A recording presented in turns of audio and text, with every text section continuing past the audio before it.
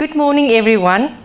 I'm relatively new at TUT. I was at UP for many years, and I was a few years at UNISA.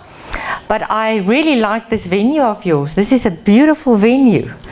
So be proud of it. Not every university has a venue like this, that I can promise you. So, yeah. Okay, strategies for me is something very practical, because you need to do it. You know, sometimes we talk strategic and strategy, and you must think strategic. But at the end of the day, if we don't do, no change will happen.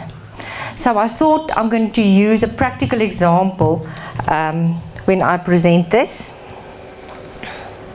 But let's just first talk about change for a minute. If the person that developed or made or whatever initiated the bicycle thought, oh, you know what, we've got this donkey car or the horse car or whatever the car that may be, we don't need a bicycle. We would have never had a bicycle. The same with the car, and the Wright brothers with the aeroplane, and. So in academia, being for 30 years in academia, I can tell you, change is slow. But that is an issue. You've seen the last few years, people are in uproar, especially our students. They need change. But are we bringing that to them? I think sometimes too slow. Too slow. Because in academia, when you go into the academic field, people will tell you, now things take a bit slower here. Take a year or two longer than in the private sector. Sometimes it's a good thing. And especially myself, I see myself as a researcher first within the academic sphere. You know, research takes time, it's slow. But the world are changing too fast. And with that, we need to understand that we need to move a little bit faster. So you as leaders, how are you going to initiate these strategies to bring in change? So I think firstly is a wise man, and it's anonymous, so I don't know who it is, but he said, he or she, maybe it's a lady. How can I just say it's a man? If you always do what you have always done, you will always get what you have always got. And that is just so true. So I think what we need to understand, being in academia, yes, there's lots of policy structures, systems, legislation, the DET is there on one side, and we need to understand that I really truly believe that if we do not change, we are going to become outdated.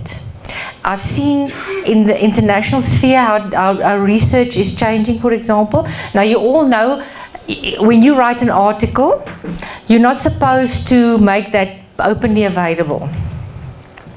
You know, when you've published it in a journal, the journal has got sort of the copyright and they can decide. What now is happening is that researchers are placing even their research notes on different social media platforms where people can actually see what research are being conducted and who, and the initial findings and results and that type of thing. At UNISA, what I've learned is about MOOCs and OER, where information is just available to everyone. The next thing is textbooks are going to change. People are not going to have textbooks that they buy anymore.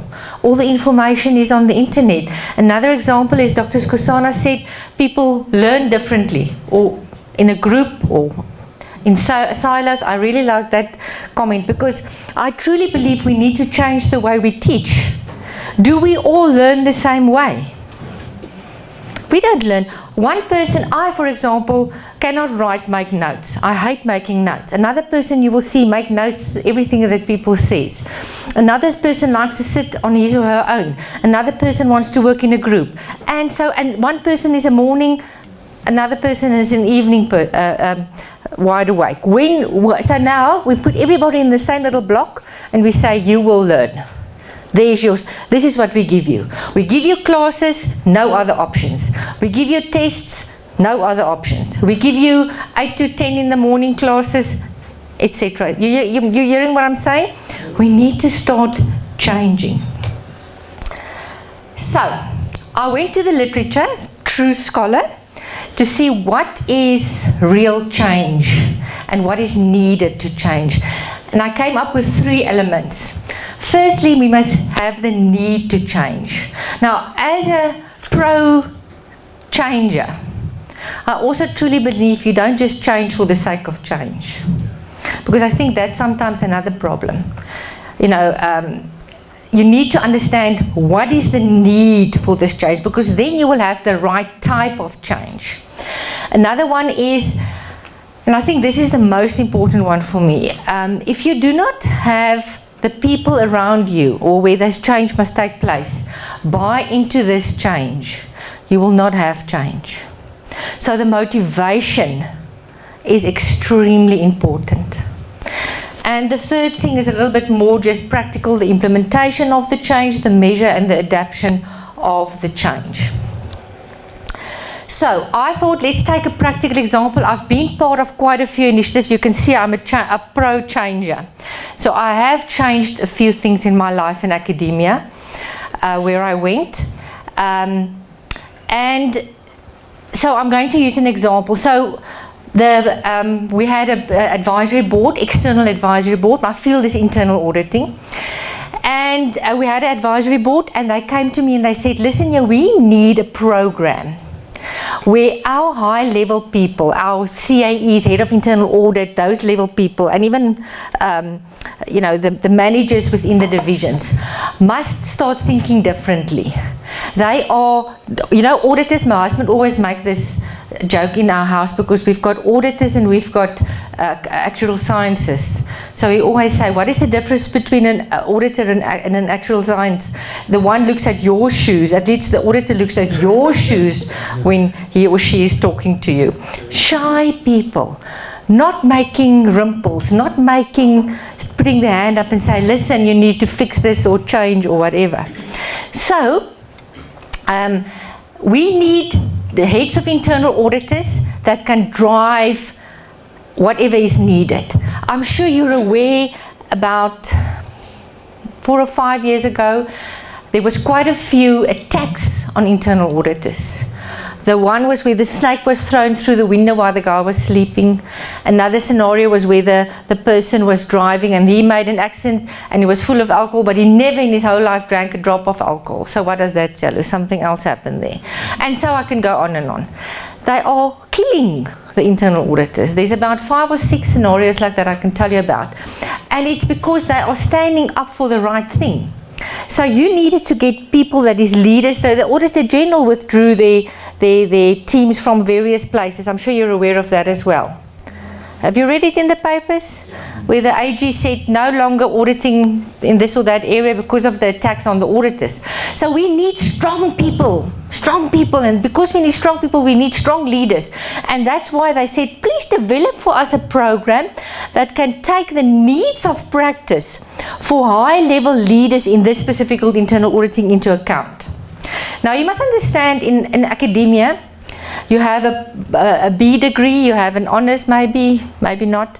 You have a master's, which is usually either a full master's, a full dissertation, or coursework with a mini. It's very structured, it's in your department. You very seldom move outside even the department, let alone outside the faculty and the PhD. So you know the structure of high level education. So I had to take I call it a normal master's, and I had to listen to these individuals and say, okay, what do you need? You need this, that, and the following. How are we going to fix that? And how are we going to change this normal master's to something that can work for you, that will bring about that change? So I first looked at business research, because there's no way that we're going to have a master's without research. So I said, okay, but let's look at what does business research entail. And I went and I looked at international, and I got to Erasmus University, where they said, but we will come and teach you. We know what business research is. And we also looked at practice. So I went to the Gibbs Business School, and I said, but I need some leadership and strategies from your side. Can you come and help us? So that was the change. and this is enormous. I'm taking one program and I'm bringing in 3 universities to develop and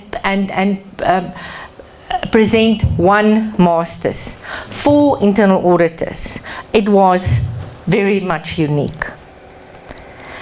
So, as I said, first we had to identify the need for change. So why do we need to change? I think I've explained that. But then the leader must believe in this change. So as I said, the practice came to me, and they said, being one of the leaders in internal auditing in the country, academia, we were a centre of excellence, or still is, but I was the head of that centre at that stage. We want you to start this. Also, Claudel van Eck, she was the CEO of the IIA. She also confirmed and said, but we really need something. So I was convinced that we needed a higher level thinking degree for these leaders, internal audit leaders.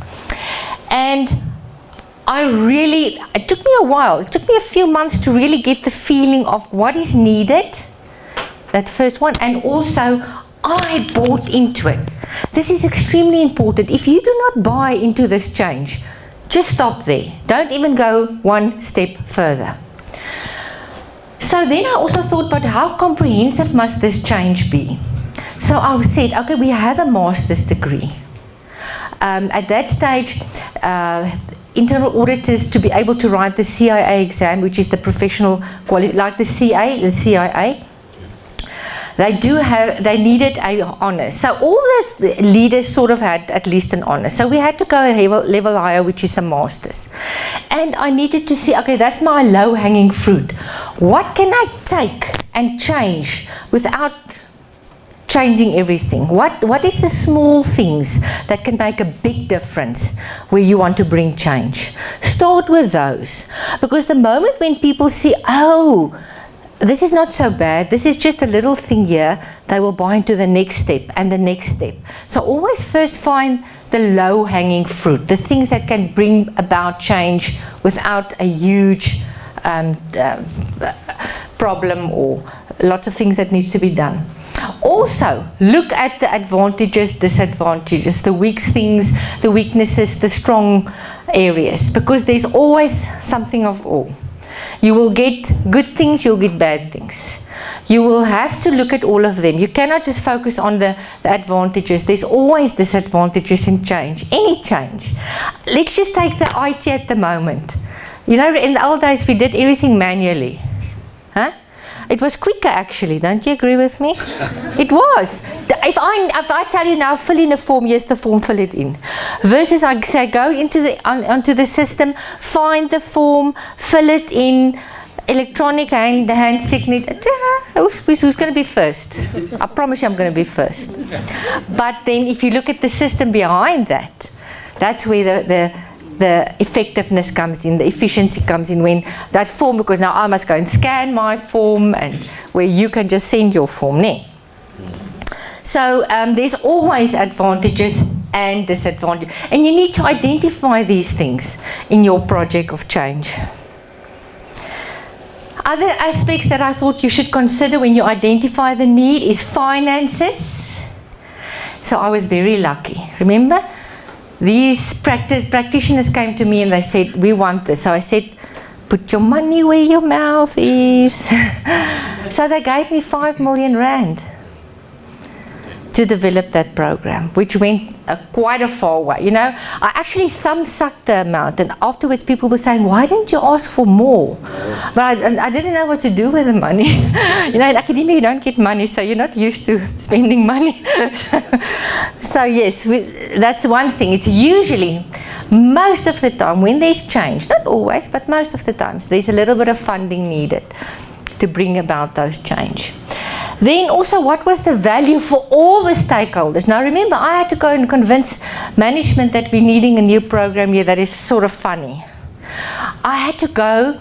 Now, I don't know if you know, the previous dean of the Gibbs Business School is Nick Benedel. Anybody heard of Nick Benedel? That's a tough cookie, huh? Oh my word. I was so excited that day. So I went to see him and I said, we need your assistance in this, developing this program. We want you to co-present. He said, I don't work with the Clang in Pretoria. That's now University of Pretoria, which is his boss. I don't work with that Clang. So it took me about an hour. I took Dr. Claudel van Eck with me and one of my staff members to convince him that he present with us, because I knew that's the only way to do it. We needed to bring in practice and leadership theories, which you don't have in a normal university faculty. We needed them.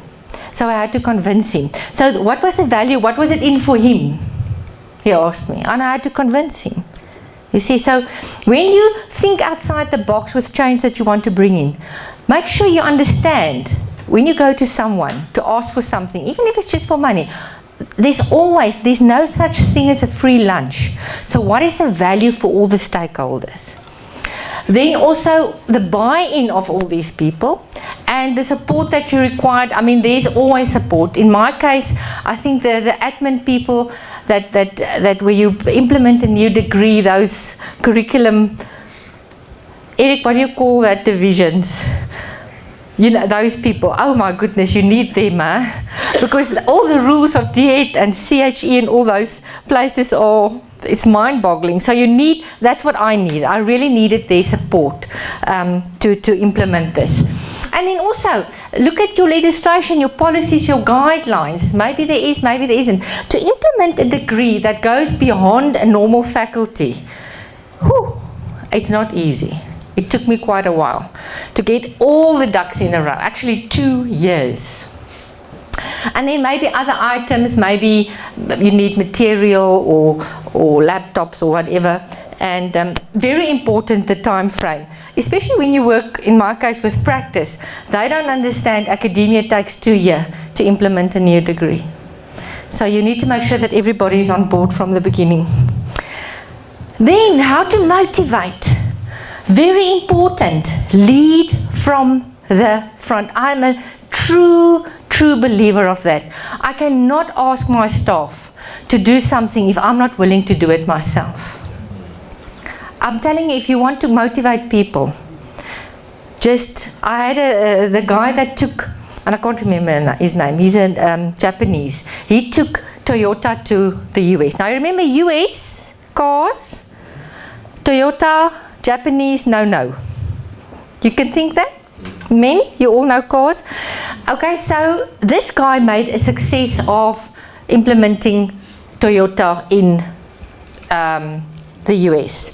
And the day when he retired, people were asking him, what was your success factor? And he said, my shoes were my office. Isn't that beautiful? My shoes were my office. So maybe that can mean something for someone. I thought it's beautiful. I love that. I truly believe to motivate people, you need to, they must know who you are. You are the boss at the end of that, because you take the responsibility and the accountability. But you're asking them to go beyond what they've done before, to change something that they've been used to doing a certain way. So you need to show them that you are there for them and you are there with them. Then, what motivates people? That is another field. Because for some people, you can just say money and then they say yes. Another person would say, no, money doesn't count. I've got beliefs, I like to do the right thing. Or maybe I'll just like a new adventure, something different. Or maybe there's growth for me, financial growth, personal growth. Whatever the reason may be, you need to know your people. You need to know the individuals that's part of your change strategy. What will motivate them? Not everything is the same for everybody. And you need to be a leader and understand what makes people want to change. So if you are not willing to risk the unusual, you will have this to settle for the ordinary. And I really truly believe in accounting, not just accounting, but academia, but accounting academia as well, but the whole academia field. We need to bring in change. And each of us as leaders should really take up this challenge. see where can you change. Other aspects to consider, remember you're working with people that got their own perceptions, they've got their own ideas, we've all got different backgrounds. We come with our package to the table, and it's actually a fantastic thing because all those differences brings new and exciting things that other people do not understand or know, or that we all learn from each other. But it's important to understand that we are working with individuals. Do not overpromise. That is extremely important, because if you say, I will have this done by Friday and it's not done, you lose respect, especially as the leader. So rather say, I'll have it done by Monday, and if it's needed, you work the whole weekend. You know, something like that. Be realistic and honest. So people were asking me, is this going to mean I'm going to work harder? I could have said, no, don't worry, we'll sort it out. I said, no, you're going to work harder. But we will reap the fruit in 2 years' time, and then we will all be happy. Because in this program, for example, you know, I'm talking Masters Accounting Sciences. We had 200 individuals that applied, more than 2, I stopped counting at 200. We had 70 masters that we took in. I'm talking about a small department of 10 people with about 3 people with a master's at that stage. And 1 or 2 PhDs. So, but small. 70 master students. We completed 50 of the 70. So what do you think does that mean? That means the money, the acrim points, I don't know what you call it, but the money flowing in from D8 was huge. Nee. So, but for me, you see, that's where what motivates me. For me was the motivation when audit committee members and chairs came to me and said, what did you do with these people? Wow, they're thinking out of the box. They're standing up for what is right. They are challenging us in the audit committee meetings. What have you done? Because when I developed this whole program, I made sure that I understand exactly what practice wanted. So I made sure that I had these focus group discussions with every subject. I had the whole GIPS input. I had the whole Erasmus University input on the research from a business side. So at the end of the day, we brought a better person to the table that could actually do what audit committees wanted them to do. When there's change, there's always difficult people, outliers, thinking this side or thinking that side and not as the group. And you need to manage that and take cognizance of that. Lastly, just normal plain project management, because I used a tool to help me, you know, develop the whole thing from scratch till the day we started with the classes, which was 2 years. I always regularly measured against the actual plan. I measured the success afterwards. What can we do better? How can we change? And we adopted that. So I also made sure that I got feedback from every single person, whether it was the student. We had classes over weekends, the whole day long. We had international scholars that came to the campus for a 2-week session. So they flew in, so I had to make the most of their time there. On the other hand, I had chief audit executives that was head of the internal audit division of big companies. So I had to manage them because they couldn't be away from the office weeks on end. So all of those I had to get feedback and see how we could manage that. So a wise man adapts himself to circumstances as water shapes itself to the vessel that it contains. I had to make sure that I take in all the views and manage that properly. So last slide. The aspects to consider is how to implement. As I said, I used the tool. Be ready when things go wrong. Be humble and acknowledge if there's mistakes. You know, your staff, I always, even in my classes with the students, if they ask me a question that I don't know, I say I don't know the answer. People say, no, you can never say that to a student. I don't know the answer. I will go and find out and I will tell you next week. and ask for assistance and for advice. And together we will win. Yeah. Thank you.